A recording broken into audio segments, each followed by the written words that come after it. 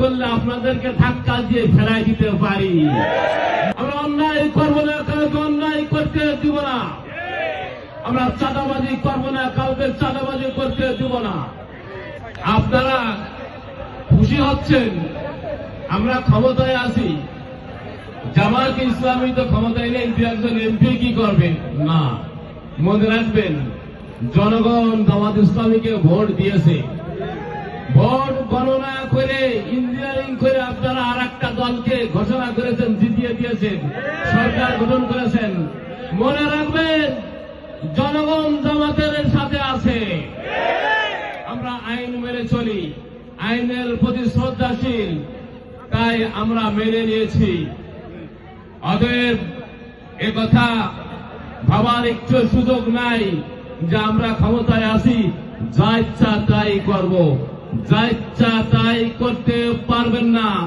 জনগণ আমাদের সাথে আছে।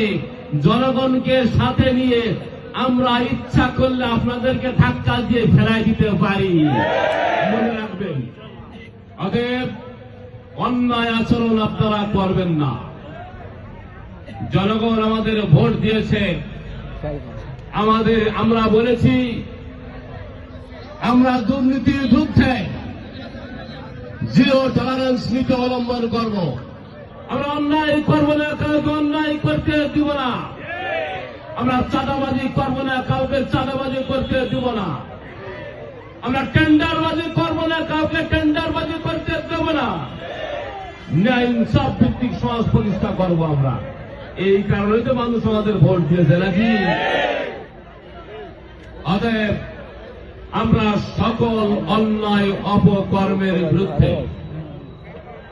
সম্মানিত ভাই সাহেব, আমরা যে সমস্ত কথা বলেছি, জনগণ আমাদের কথায় আস্থা রেখে আমাদেরকে ম্যান্ডেট দিয়েছে, ভোট দিয়ে বিজয় করেছে। এখন বাস্তবায়ন করার পালা। অতএব শুধু এই দুজন এমপি বা তিনজন এমপি ভালো হলেই চলবে না, আপনাদেরও ভালো হওয়া লাগবে। রাজি আছেন তো?